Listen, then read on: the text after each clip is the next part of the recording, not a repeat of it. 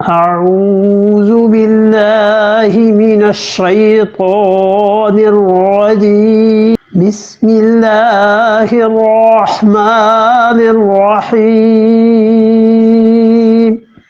والله يريد أن يتوب عليكم ويريد الذين يتبعون الشهوات أن تميلوا ميلا عظيما. قرآن پاک پڑھ رہا ہے کوئی ہیں؟ اچھا. واللہ یرید، اور اللہ تعالیٰ یہ چاہتا ہے کہ ان یتوب علیکم، تم پر خدا توجہ کرے. اور تم پر توجہ کرنے کا مطلب یہ ہے کہ تمہاری توبہ کو قبول کرے. تم جب بھی اللہ سے اپنے گناہوں کی معافی مانگو اور جب بھی اپنی غلطیوں سے ہٹو اور اللہ کو یاد کرو تو اللہ تعالیٰ تمہارے ساتھ مہربانی کا معاملہ کرے اور خدا کی بے پایاں رحمتیں تمہارے ساتھ ہوں. وَيُرِيدُ الَّذِينَ، اور ارادہ کرتے ہیں، چاہتے ہیں وہ لوگ، يَتَّبِعُونَ الشَّهَوَاتِ، جو اپنے مزوں کے پیچھے پڑے ہوئے ہیں. وہ لوگ چاہتے ہیں جو لوگ شہوات کی پیروی کرتے ہیں، جو لوگ اپنے مزوں کے پیچھے لگے ہوئے ہیں. کون لوگ؟ یا تو کافر مراد ہیں کہ کافر لوگ جو اپنے مزوں کے پیچھے لگے ہوئے ہیں. اور یا چونکہ سارا سلسلہ نکاح کا اور ان چیزوں کا چل رہا ہے تو بعض مفسرین نے اس کی تشریح کی اور انہوں نے کہا اس سے کا مطلب یہ ہے کہ وہ لوگ جو بدکاری کرتے ہیں وہ لوگ یہ چاہتے ہیں کہ یتبعون الشہوات، وہ یہ چاہتے ہیں دوسرے. اور تیسرے وہ لوگ مفسرین نے مراد لی ہے جو بڑے جری ہیں، دلیر ہیں، جن میں حیا نہیں، شرم نہیں اور اللہ کی نافرمانی کرنے میں دلیر ہو گئے ہیں. یہ سب لوگ یہ چاہتے ہیں کہ ان تمیلوا میلا عظیما، کہ وہ کیا کریں؟ تم مڑ جاؤ، راہ سے دور ہٹ جاؤ. ایک راہ تو وہ ہے جو اللہ نے دکھائی، اور اس راہ پر اس کائنات میں خدا کے اچھے بندے چلتے رہے ہیں. پہلے والے بھی چلتے رہے اور اس کے بعد جو تھے وہ بھی چلتے رہے. اور ایک راہ وہ ہے جو وہ لوگ دکھانا چاہتے ہیں، یتبعون الشہوات، جو مزوں میں پڑے ہوئے ہیں، یہ لوگ دکھانا چاہتے ہیں. تو دیکھو راہ جس پہ چلنا ہے وہ اللہ کی راہ ہے، مزوں کی راہ نہیں. اس لیے معلوم ہوتا ہے کہ یہ جو شہوات اور مزے ہیں نا، ان سے سب سے زیادہ جو چیز متاثر ہوتی ہے وہ انسان کی نماز ہے. یہاں پر فرمایا کہ یتبعون الشہوات، اور آپ اسی چیز کو ایک اور جگہ دیکھیے سورہ مریم میں. وہاں پہ اللہ تعالی نے کیا بات ارشاد فرمائی؟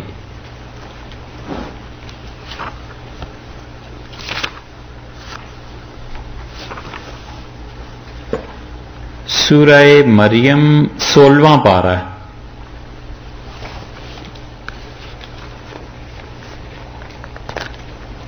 اللہ تعالیٰ نے 16ویں پارے میں سورہ مریم میں 59 نمبر آیت دیکھیے گا. اس 59 نمبر آیت سے پہلے تذکرہ کیا ہے مختلف انبیاء علیہ السلام کا. اللہ نے اپنے اچھے بندوں کا تذکرہ کیا ہے. ملا جی؟ سورہ مریم 19 نمبر سورت ہے اور 16واں پارہ ہے اور 59 نمبر آیت ہے. مختلف انبیاء علیہ السلام کا تذکرہ کرنے کے بعد فرمایا فخلف من بعدہم، پھر ان کی جگہ پر آئے خلف، نالائق. دو لفظ ہیں، ایک ہے خلف اور ایک ہے خلف. ٹھیک ہے؟ ایک ہے لفظ خلف، خلف کا مطلب نالائق جانشین، اور ایک ہے خلف، خلف کا مطلب ہے اچھا جانشین. آپ نے کبھی کبھی اشتہاروں میں پڑھا ہوگا، لکھا ہوتا ہے کہ فلاں جو ہیں وہ خلف الرشید ہے. تو خلف الرشید کا مطلب بڑی رشد و ہدایت، اچھا آدمی جو اپنے آباء و اجداد کے طریقے پر قائم ہے، پیرزادے. وہ لفظ ہے خلف الرشید. اور اگر اسے کوئی پڑھے گا خلف الرشید تو خلف تو کہتے ہیں نافرمان کو کہ والدین کا بہت نافرمان ہے یہ، اشتہاروں میں لکھا ہوتا ہے اور لوگ اسے پڑھ ایسے ہی رہے ہوتے ہیں، خلف الرشید، یہ ایسے ہی پڑھ رہے ہوتے ہیں نا.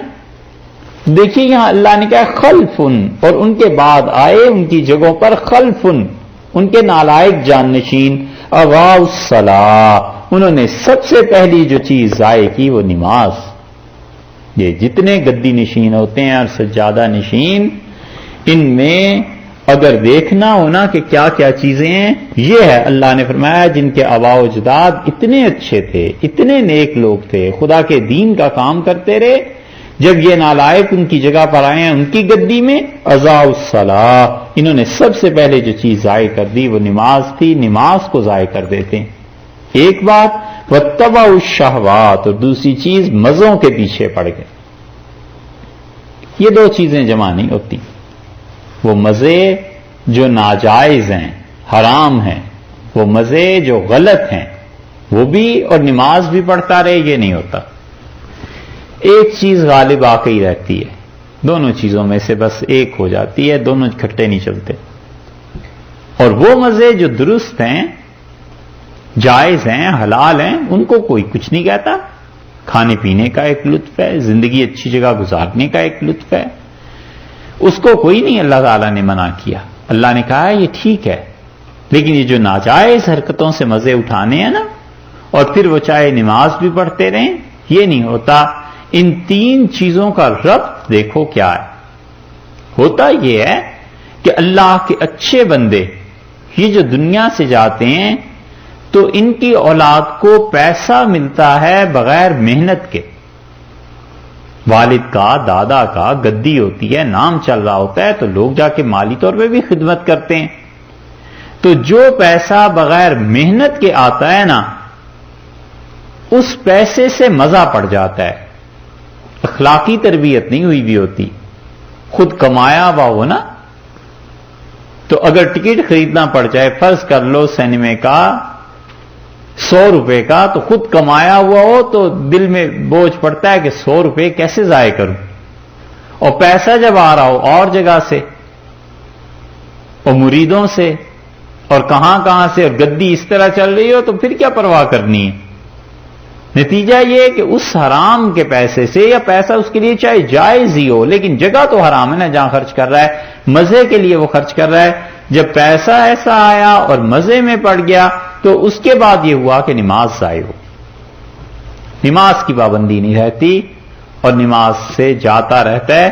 اس لیے یہاں پر فرمایا فخلف من بعدہم خلف، اور ہمارے جو اچھے بندے تھے دنیا میں جنہوں نے ہمارے دین کا کام کیا، ان کے بعد ان کے نالائق جانشین خلف ایسے آئے، اضاعوا الصلاۃ، گنوائی نماز، واتبعوا الشہوات، اور مزوں کے پیچھے پڑ گئے، فسوف یلقون غیا، ان قریب وہ گمراہی میں پڑے رہیں گے، ملیں گے. الا من تابا، ہاں جو توبہ کر لے، ہے بڑوں کی اولاد لیکن توبہ کر لے، وآمن، یقین لائے، وعمل صالحا، اور نیک اعمال کرے، فاولئک یدخلون الجنہ، ہم انہیں جنت میں بھیجیں گے، ولا یظلمون شیئا، اور ان کا کوئی حق ہمارے ذمے باقی نہیں رہے گا، ہم بہت کچھ دیں گے.